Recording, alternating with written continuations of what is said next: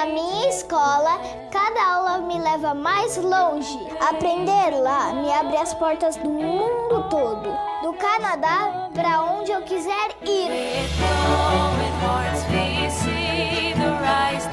A gente aprende brincando.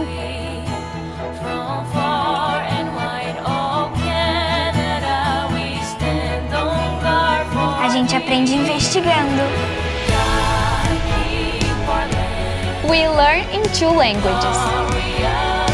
We learn for life. That's the conclusion of my work. E a gente ama aprender onde quer que a gente esteja.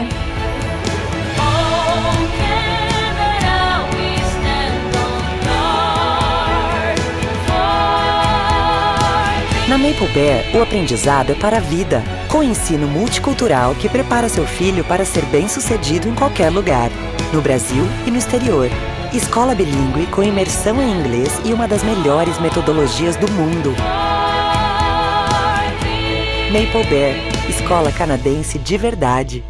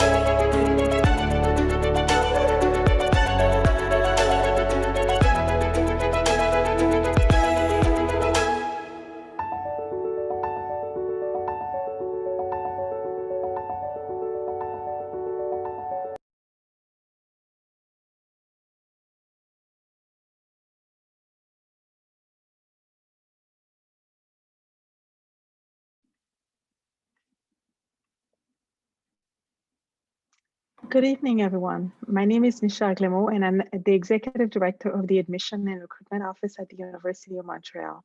The Chamber of Commerce Brazil-Canada, in partnership with the University of Montreal, are pleased to present you the Tech Journey. This project brought together 5 master classes taught by renowned professors from the University of Montreal. Tonight, you have the chance to listen to Professor Tanya Saba. Dr. Saba is specialized in issues of diversity management, aging of the workforce, differences in intergenerational values, and knowledge transfer. As a co-organizer of this project, I would like to thank you for attending the event. And with no further ado, I'll have the honor to introduce Dr. Saba, who will now talk about the future of home office in the post-pandemic era. Dr. Saba, the stage is yours. Well, hello everyone, and thank you very much, Michelle, for this kind introduction. I'm very happy to be here, and I would like to thank all attendees this hour. The Tech Journey Initiative give us a chance to travel to Brazil and share some of our work. So thank you for the organizer, and I'm very happy to be representing part of some very recent research that I have been conducting at the University de Montréal. So as introduced by Michelle, my field is industrial relations, so it's in social science. I work on the transformation of the organization of work, employee relations as they are evolving. And I look also at and especially now in times of this pandemic, what has happened is that the economy and society has been very much affected. So the pandemic has been also, if you want, a period of time where we have experienced some new ways of doing work. And this is what I will be concentrating on, is let's see if we can get out of this pandemic period, some creativity, and look at work maybe in a different way. So should we keep remote work or telework or working remotely or working from home? Should we go back to the office? It has been a big question, a big issue. I'm sure in North America as much as in Europe, and I'm sure Brazil experienced it as well. All over the world, people could not go to the office anymore and started working from home. And now the question that is asked, have we adjusted to this way of working? Are we going to be working differently, or are we just going to set back things to the way that they were before? So let me share the screen with you.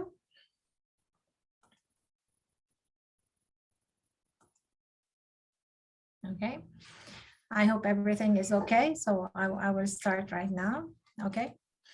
So as I said, so the title for my presentation is The Future of Telework in the Post-Pandemic Era.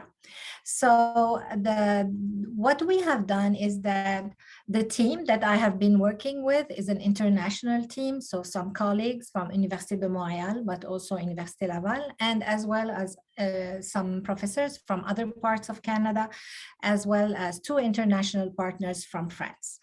So as the background information, you know, telework is not something that is new.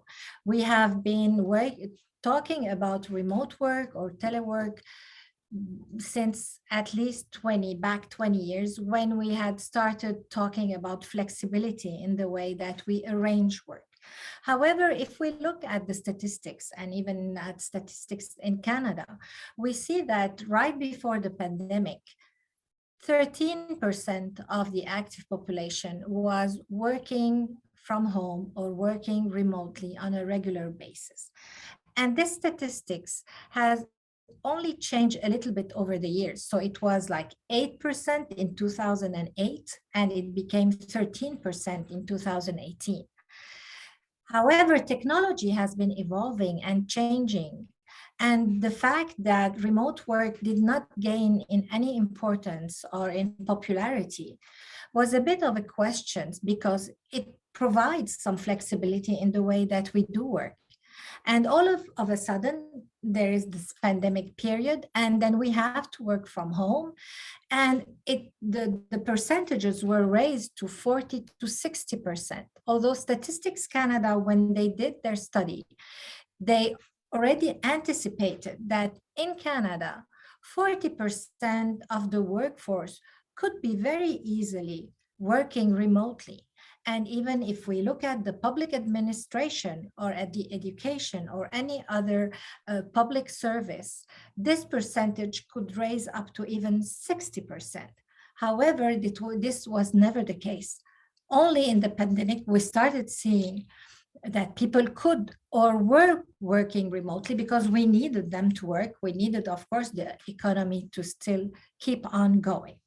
So after this period of time, the question was, okay, so obviously we have the technologies because we were able to do something about it. We were able to work remotely, and it was a working arrangement that was suitable for the economy and for our jobs.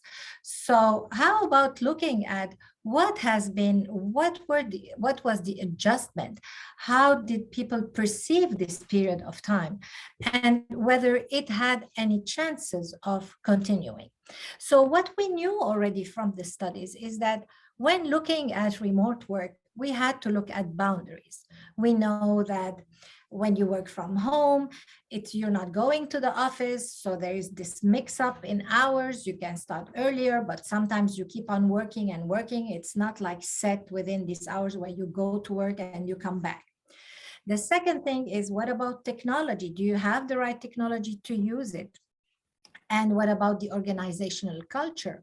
When we are looking or working apart, how can we be part of a community? So these were questions that were asked, and I think that were very justly asked. Then telework condition, how to meet expectation, how to be well adjusted at home.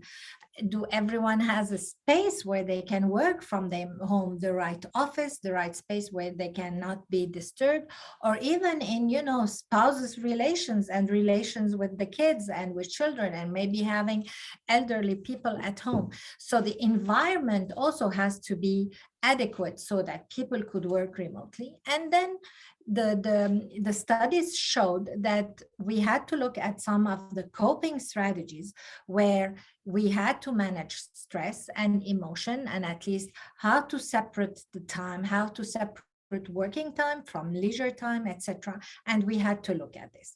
So we had some interesting background to start with. And what we also knew that when you look at the telework studies that were done before the pandemic, we knew already that when telework was used, it was a way of making the balance for work and life easier. We knew also that those who telework did not have any problem with delivering work and a job of quality. We also knew that productivity could be there. We were not very much concerned with maybe because working remotely, we would be less productive. And job satisfaction was there. So what was interesting is that we had this like living lab during the pandemic, and we thought everyone who can, every job or every worker who can work remotely was asked to do so. And so the big question was, are we going to adopt telework as a way of organizing work after the pandemic? And this is the question that the research team asked. And we started working on this very early. In Canada, the third week of March 2020, this is where we declared that we were in confinement, that people did not have to go, or they were asked not to go to the office because of the pandemic. And we started our survey as early as April the 4th. So we ran the study from April to September, and we were every once in a while stopping. And because we had so many respondents from everywhere, we had almost 7,000 respondents, 3,500 from Quebec, 4,000 from France, the UK, some of the colleagues in the US ran some studies as well. And then we had the public administration, where we went and gathered thousands of public administration workers who were working remotely that also answered the survey. So we had quite a very interesting population, out of which we were trying to see what was happening in terms of telework adjustment. And the most important questions that we have asked is that, should you be offered the alternative of coming back to the office or continuing in working remotely, would you choose working remotely? Would you continue to choose to work from home, even if things would go back to normal and you would have the chance to come back to the office? And to look at this, we thought that we need to understand what are the teleworker profiles, of course, gender, but also the responsibilities, family, personal life responsibilities, also education, etc. So we looked at whether they were also managers or not. We looked at some of the job characteristics, whether they were autonomous, what types of, what were their major tasks.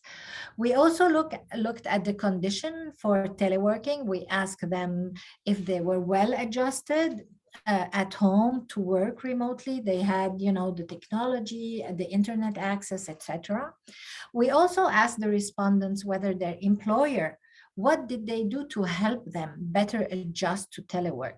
So in terms of support, emotional support, because we know that when you are teleworking, the most difficult part is the isolation that you feel, and especially in times of pandemic where you could not meet anyhow outside. So you were really in a case of isolation at home. And then we looked at the stress because we thought, okay, we're looking at adjustment. However, we are in a pandemic situation and there are so many other factors of stress. So we wanted to control with stress so that we were sure that what was affecting the adjustment, the positive parts, but also the negative, the risks, we were able to point them out so that we could see if telework could be the working organization of the future or not. So the first thing that we saw is inside our data, when we asked people, did you work remotely before the pandemic? And we had very little, I mean, the percentages were very consistent with what Statistics Canada had said. So even less than 19%, less than 18%, you know, if we put quite often with very often, had worked remotely before. So no one has really experienced that much working remotely, and all of a sudden now everyone has to experience it. The first lessons that we have learned from the first period and even the second period, because what we have done is after running the first survey from April 2020 to September 2020, we ran another survey in between February and April 2021, because we wanted to know 1 year after the pandemic also what was happening. So we had some fresh data, and I'm comparing both periods because we thought it's not enough just to see at the beginning of the pandemic what was happening. Maybe it was just, you know, people were happy to work from home, have some maybe less traveling, etc.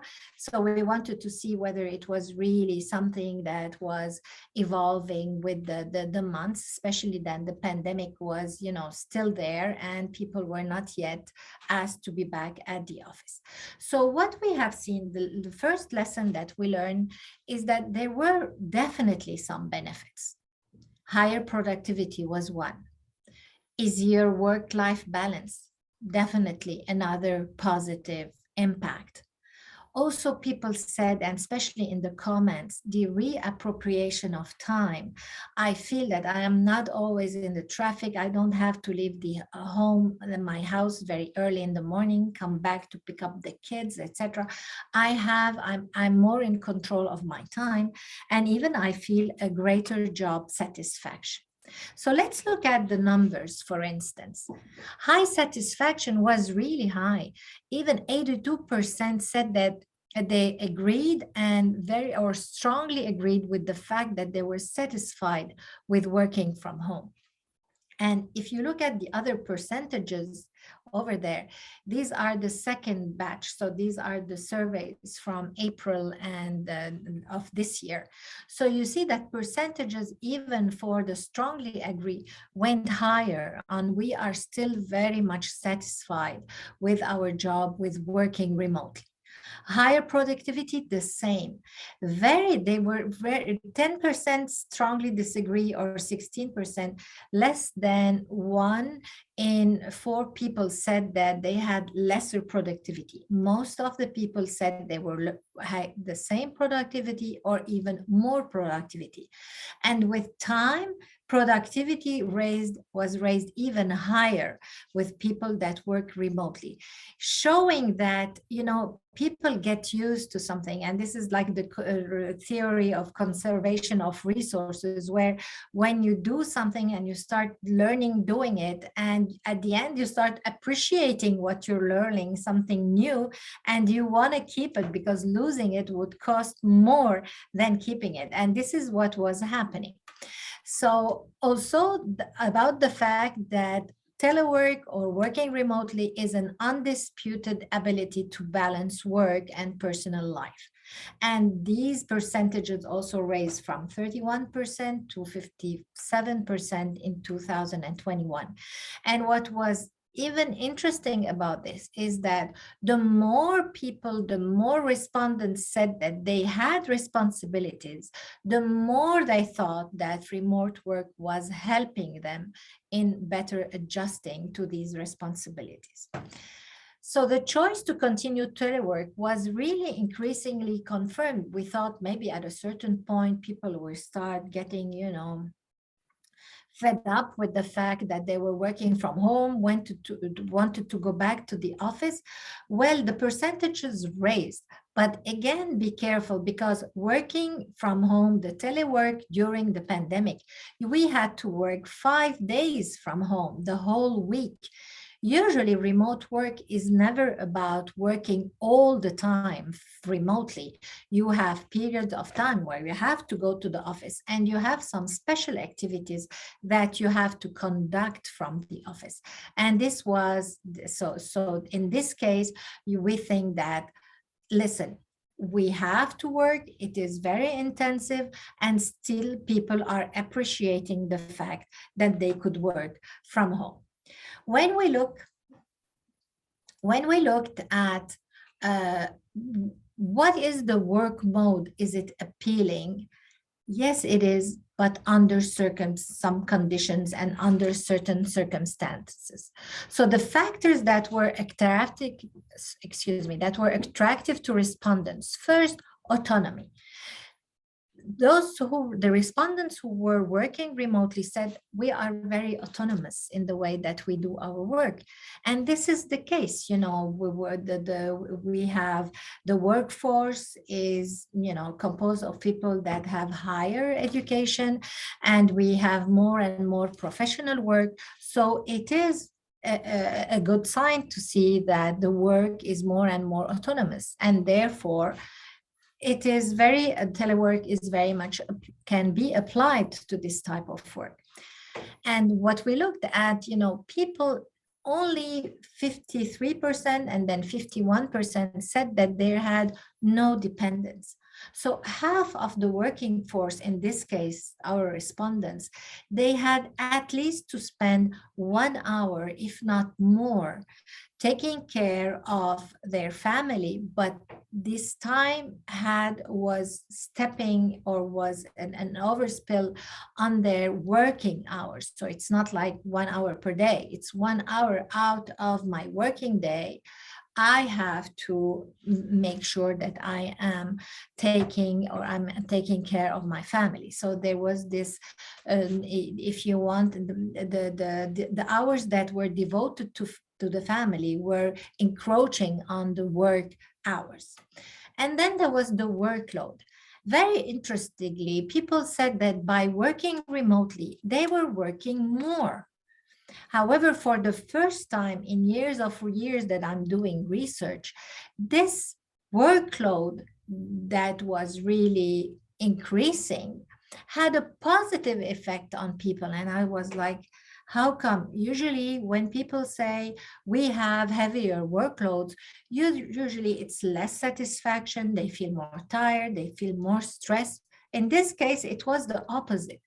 And it's by looking at the comments that we discovered that they said we work more, but the meaning of it is that we are capable of finishing our day. We don't have to postpone our work because we need to leave, and we are not under stress because it's 5 o'clock or 6 o'clock and we have to run to go get our kids, go home, take care of maybe elderly parents, etc. So we can manage our time. And even if we go through more work, well, this is good because it's helping us with the stress of postponing or overload that, you just keep on just postponing from one day to the other. So again, I put it in a positive way because it was meant as a positive side. However, remote work has to be looked at very carefully because it has some downsides as well.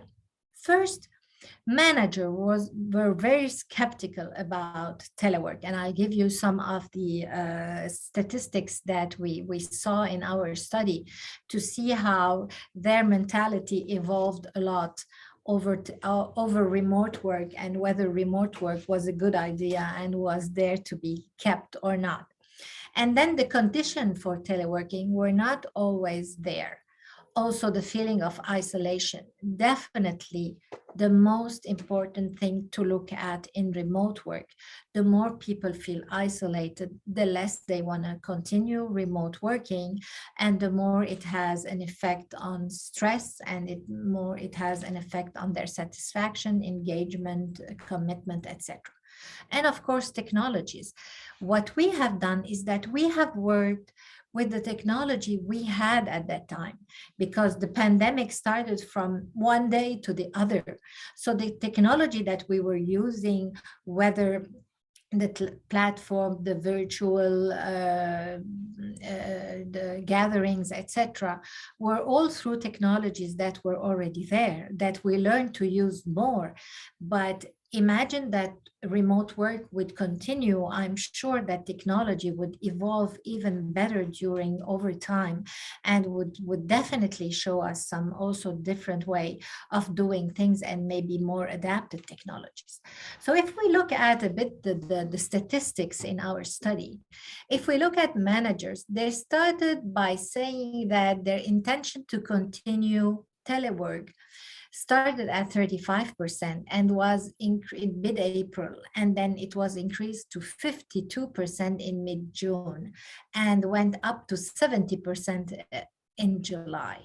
So definitely, and even at the beginning when we were doing some looking, in some on specific variables, even we could see that sometimes their reaction was negative towards remote work.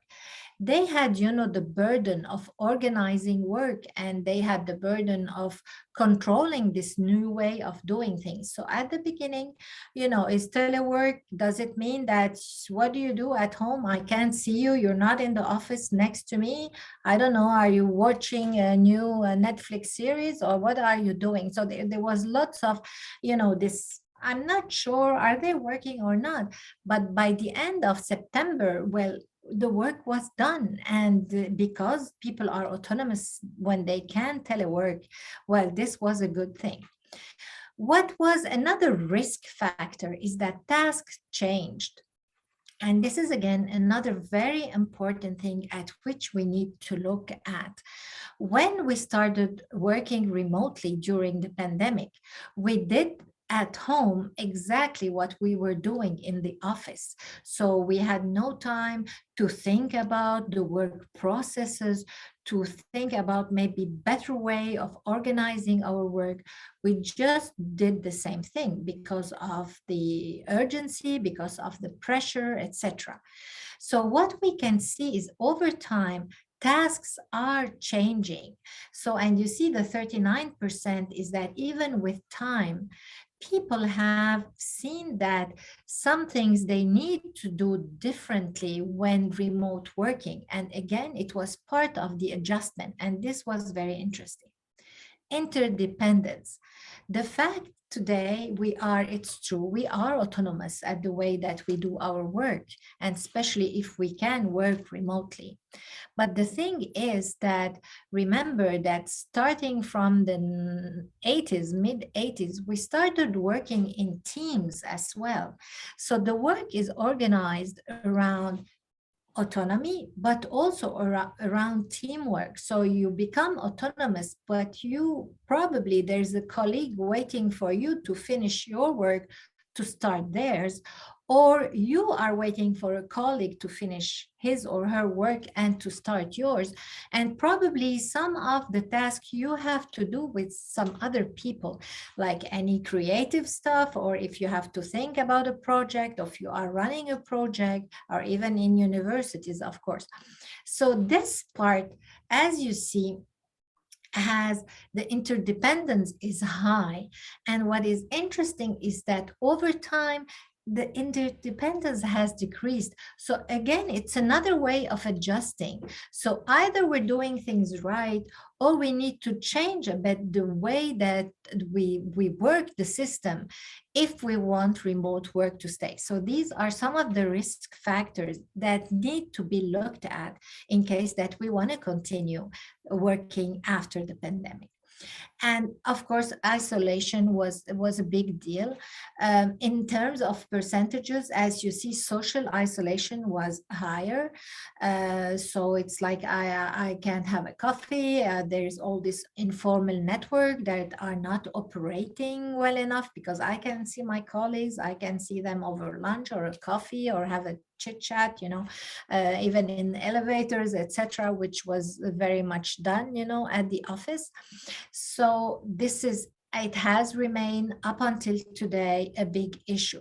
So whether we want to continue working remotely, we have definitely to look at ways to make sure that informal network can keep on going. Some of the things that we do at the office need to involve networking, working together, working in teams, having some social gathering, etc.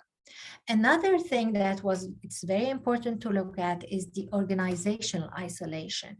What we saw during the pandemic is that people have kept their communication within their teams. However, they were a bit cut off from the communication within the organization. What was happening? Were we in an economic situation that was okay or not, etc.? So what was happening with management? So like the higher decisions or decisions that were made outside the teams, we lost a bit some of the communication over this. And this has to do with organizational isolation. And both have negative effects on wanting to continue working remotely. So they have to be looked at very carefully in case we decide to keep on some of the activities and work remotely with these activities, but we need to keep some activities that are done at the office for sure.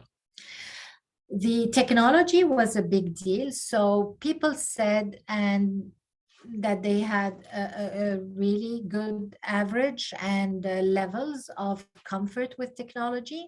And even this comfort was, as high when the pandemic started, or even after 1 year of experiencing telework. Also, telework conditions were made better and better. So again, people adjusted to their conditions. So they probably bought the chairs, etc., so that they are more comfortable at home. However, again, these are one of the telework enablers. So they make it easier for someone to work remotely. And the organization support, well, the more the organization helped teleworkers or remote workers to adjust, to have the right equipment, communication, see whether everything was okay, manage their stress, help them manage their time. These were all practices that had very good effects on adjusting to telework and even wanting to continue telework after the pandemic. So if we look at a bit at the picture, the whole picture there, I would say that the most important thing, the most important variables or factors that would help adjust to telework were how much the employer helped and gave the appropriate working conditions by helping, support, reducing isolation, communicating, giving the right information, etc.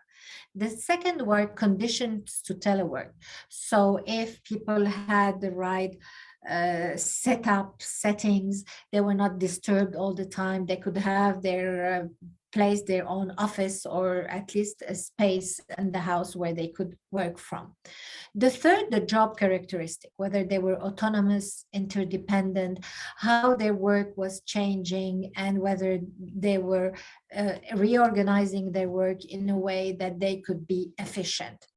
And at the fourth, the stress, when they were stressed and they had some problems. But usually, and I could say that in both surveys, we saw that people who could telework were less stressed, although in the media and everywhere we were reading how much there was some desperation around the pandemic. And I'm sure that it is the case when you have someone from your family or relative or yourself, with COVID-19, it was very stressful. However, people who could who continue telework at least had kept their jobs. So the level of stress for them was probably a bit lower than in the population in general. And very interestingly, the adjustment to telework had nothing to do with gender. Women and men felt the same about adjusting to telework and felt the same about continuing telework. However, younger teleworkers thought that they were less eager to continue telework as older employees. And for most probably what explains it is visibility, isolation, the fact that they were in advancement career stages where they needed more to be visible, to make sure that around them, people felt that they could really, strive and have at least some advancement and in their careers. So 12 months later, and it's not now, it's in March, April 2021, we saw some new questions. So we started talking about maybe coming back to the office, maybe the pandemic would be a bit less, etc. And we started hearing about this hybrid work. So which means that we would come back to the office, but not completely, keep some remote work, etc. And this hybrid had to be defined. What does it mean, hybrid? Is it a question of days? Is it a question of activities? So it had to be defined. And I think that this is where we are still a bit trying to make sense of all what has happened. So the configuration, what is it going to look like? Is it 1 day, 2 days per week? Is it maybe 1 week per month?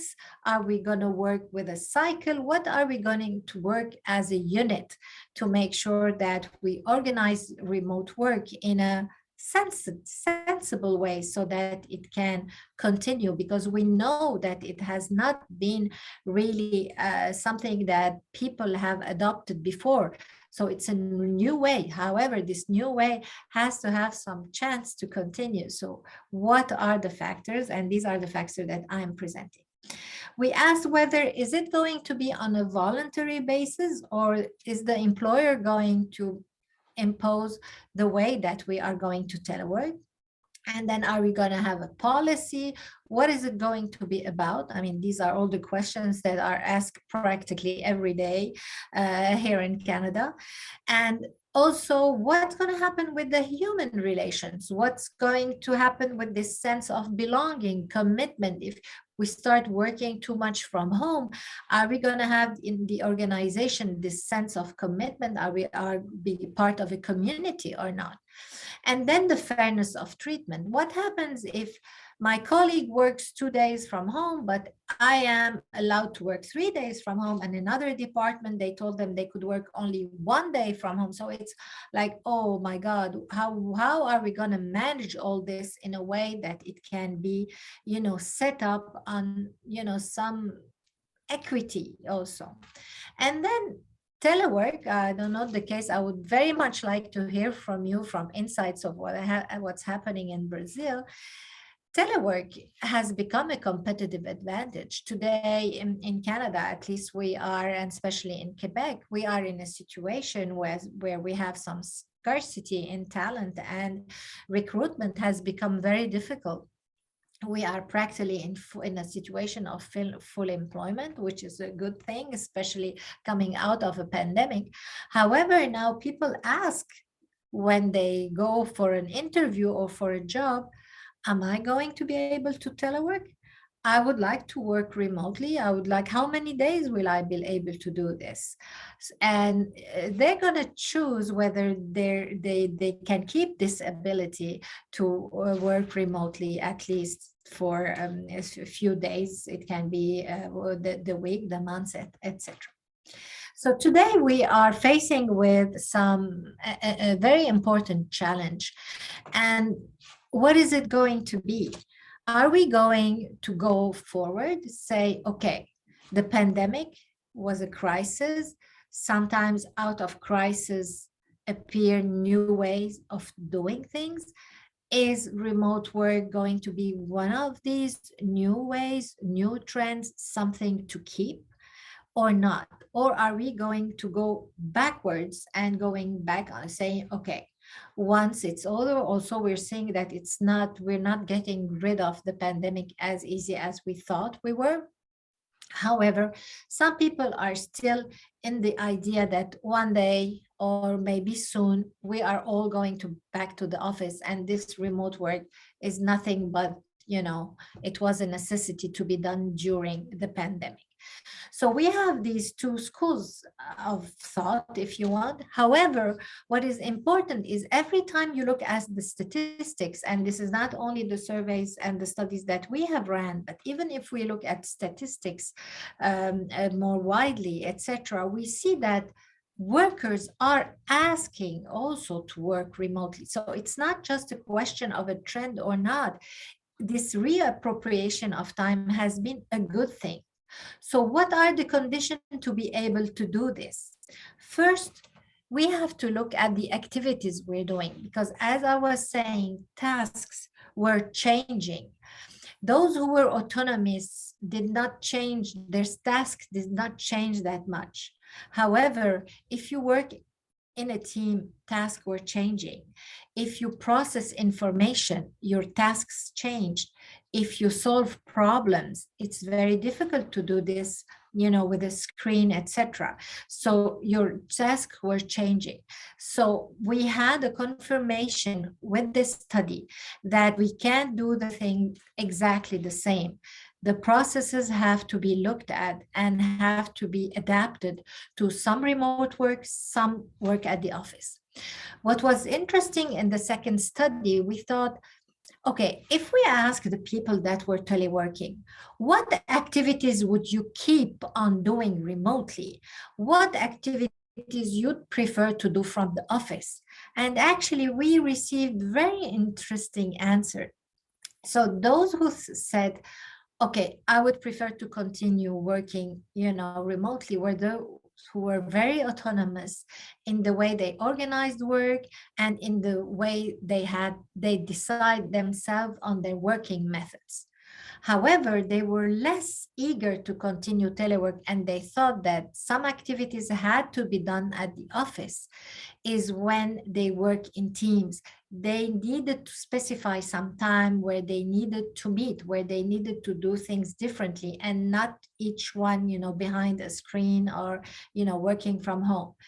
Problem solving is not something that you can do behind the screen. Maybe technical, but when we're talking about human relations, empathy, etc., you have to be somewhere where you can talk to this to the person, to talk to the employee, talk to the manager, etc.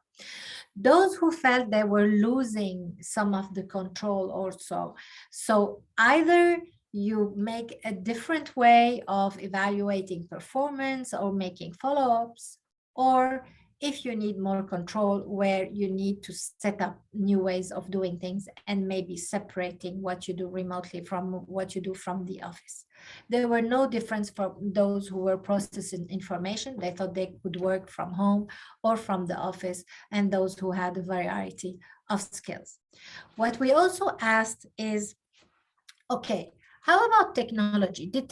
Was it easy for you to do the jobs? What technology is there for you? Well, the answers were technology were there for us when we are autonomous. So when you are really, you work by yourself, you get your job, you do it, and this is easy because the technology was there, the programs, applications were already there. So it was very good. However, technology was less suitable for those who were independent, had to process information, had to solve problems, variety of skill, or loss of control. So we need to look at technology need to evolve, whether we are going to keep on working remotely after the pandemic, or making at least returning, partly returning to the office and keeping some activities working remotely. Also, and I'm almost done, what we looked at, what was very important, is look at the skills development. Skills change. We found that by working remotely, people had to develop some new skills. First, technology. You can use Zoom as we're doing today. Some of them work Teams, etc. But did we use them as needed? Did we use them in the best way we're doing? Are we too much meeting on Zoom and Teams? Could we have processed information differently and maybe met only if we had some decision making? So, the technology was there, but are we using it efficiently in the case of remote work? This is another question, but because again, we used it because it was there. Also, people told us that they needed some new ways of thinking about creative development, how to create events, how to facilitate meetings. It's not the same over Zoom when you don't feel the crowd. I can't feel what are you following me? I don't know. Are you having fun with what I'm saying? I have no idea. All I see is myself talking, so I'm talking to a screen. So again, it's not always that easy, and maybe so we have to see some different things, and again, maybe some technology that would help us do this. Problem solving, the same, and this is technology or human, again, some skills to be developed. And these are not only technology skills, they are even skills that could help anyone go there. Communication. So a lot of writing when we do remote work, even more than before, because everything has to be done in a chat, in writing. And what we have seen also is that collaboration was there as well, and especially being what was also important is having the right climate is corresponding in a polite and respectful manner. So we saw that, for instance, the request for some medical leaves, etc., were decreasing. However, some of the harassment complaints were on the rise, and this is because, again, that sometimes we feel that you start communicating and you go right to the point without maybe doing and being respectful with the other people. So again, even the way that we are communicating has changed over this past year. And adaptation, again, how to manage time, etc. We asked people, I don't know what's the case in Brazil, but in Canada, I know in Sao Paulo you have lots of traffic. And in Montreal now it's the same. And we asked people on average what was their the time that they used in commuting. And the average was around 1 hour and 45 minutes, so almost 2 hours per day commuting. So after 5 days, you are therefore saving 10 hours of commuting. So it's practically a day. So this is, again, but what are you using this time for? Are you using it to rest? Are you using it some physical activities, some sports? Or are you working more? Because at a certain point, you can be working all the time. And again, some time management becomes very important as part of skills development, as well as continuing education, etc., and autonomy. So just to make a bit the point, we are in another transition period today. Most employers have asked their employees to come back to work 1 day, 2 days per week. Some of them reorganize the work a bit differently. What I think is that we are going through another period of transition, which I hope to be another experimentation to now experiment these hybrid models. So instead of saying, okay, you come back 1 day, you remote work, and the other come back to the office 2 other days, why not look at our working systems and define what are the activities that are with a value added from home or remotely, and those activities that we are better off doing in the office, because they have some value added when being done in the office, because we're talking about, launching a project. We need to be together, evaluating something, creative activities, etc.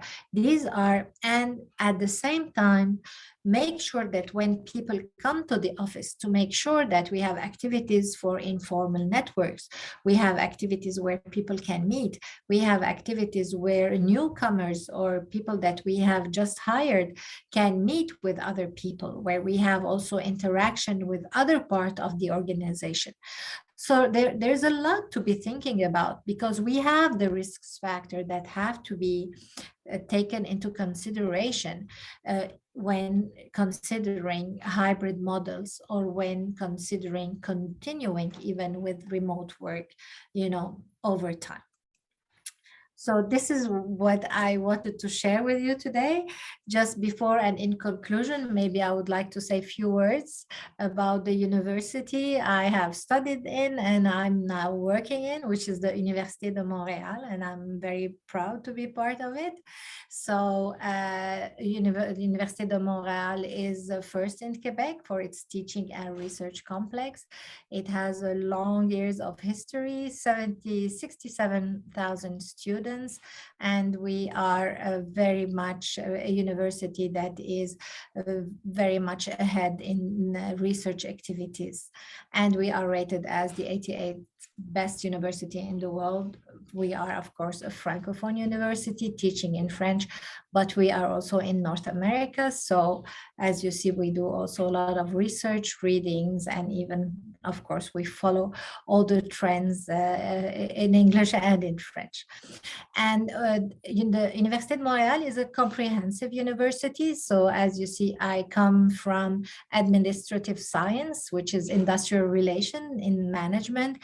And the beauty of it is that we are certainly very much ahead doing some interdisciplinary research, because as you see, what we look at in industrial relations is employee relations. So we look at the social point of view, at the public policy point of view, at the also organizational behavior point of view, and the legal point of view, and all the evolving in terms of also health and well-being in the workplace.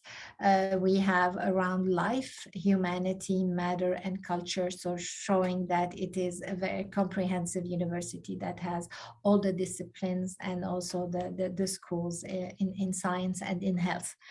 Well, at the Université de Montréal, we are very proud to see that we live in Montreal, which is also has been voted as the world's best city for international students. So it is a city where you can have lots of fun, and hopefully very soon also with some of the restriction of the pandemic coming, probably being a bit let down, so we can enjoy more of Montreal. However, the parks, the nature is always there, and we can always go out and have some fun.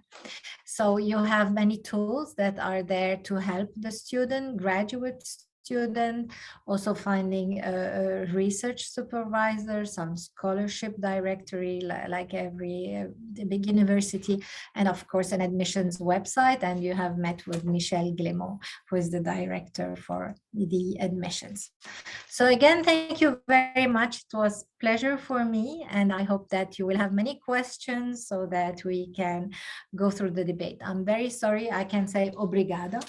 However, for the rest, I will probably follow a bit the lead to have the question, which I will be very happy, I'm sure, to answer in English, but I'm sure that the interpretation, and I haven't made their life too difficult with my conference today. So thank you again for this. First of all, thank you so much, Dr. Sabah. It was a pleasure to have you sharing your knowledge with us tonight.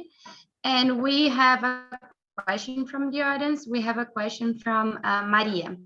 She has been wondering if the home office really guarantees the security of information for companies and clients. What's your opinion this is on a that? definitely a very good question, and I think it's one of one big concern. We have seen it especially in public administration offices, where they were very much concerned with all citizens' information being out there, especially going through laptops, etc. So I mean, so far, again, we have had to experience it during the pandemic.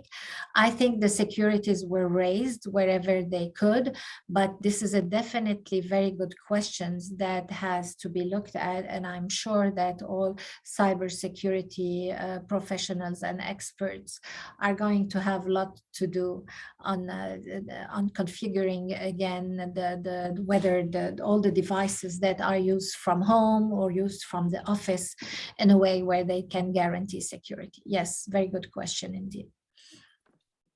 Thank you. We have one more question. This one is from Ronaldo Ramos, the president of the Chamber of Commerce Brasil-Canada here in Brazil. So he asked if you could please comment a bit on the fact that many professionals are now suffering from chronic stress and the alternatives people are finding to cope with it. Yeah, is it from the pandemic or is it from remote work? From remote work.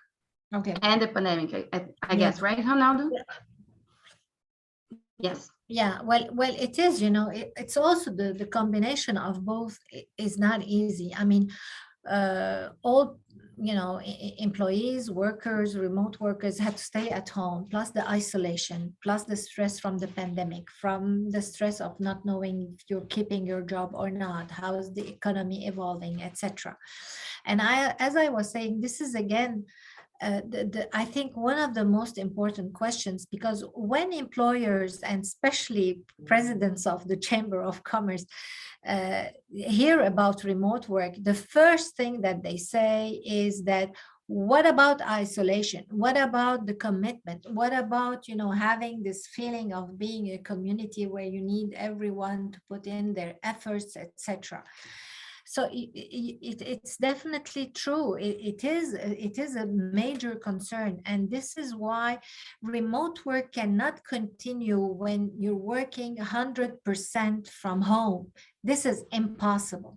And this is where comes this idea of when people need to come to the office, but they need to come and do something that's of value added at the office.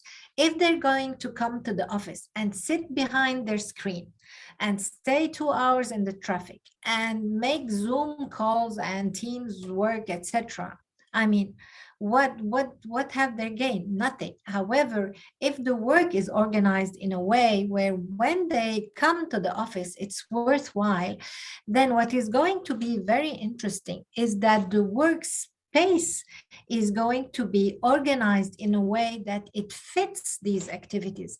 So it might become much nicer to come to the office few days per month, per week, whatever, and meet with colleagues, because the spaces are done in a way where it helps networking, it helps exchanging, etc. So I definitely agree, and isolation is one of the most, it has increased stress. And when people live alone, and in North America, it is the case for many people, they already live alone. They wanted to go to work because, it was a way for them also to have and to be surrounded by colleagues, for people. So definitely it's a major issue. So for one more time, thank you so much, Dr. Sabah. Do you have any last words? On my part? Yes. Well, again, thank you very much for giving me the opportunity to speak to you today. I see that I see some comments, so they're coming. it's difficult for me to follow both, but thank you very much for staying with me and I was really very, very happy to be here and share some of the work that we're doing at the Université de Montréal. Thank you so much. And now I'd like to call Michelle again to deliver the closing remarks. Thanks. Thank you so much, Dr. Sabah. And I'm joining my voice to many participants who were congratulating you on the excellence of your conference. It was very interesting to hear what you had to say. At the University of Montreal, we're very pleased to have Dr. Sabah with us. She's been influencing us a lot on how to manage telework. So it's a pleasure to have her talking with you and having her share her knowledge with you, all people from Brazil. And I'm sure all the participants, you've enjoyed this masterclass and that you learn a lot about the future of home office. Thank you again for accepting our invitation, Dr. Sabah. It was a pleasure having you. Finally, I would like to give a special thanks to our sponsors, to the sponsor of this project, the Air Canada, Maple Beer, CO Lab, and Empathy. Once again, thank you all for attending tonight, and we hope to see you tomorrow at 7 o'clock for our last masterclass to learn more about law and new technologies. Hope to see you tomorrow. Bye-bye.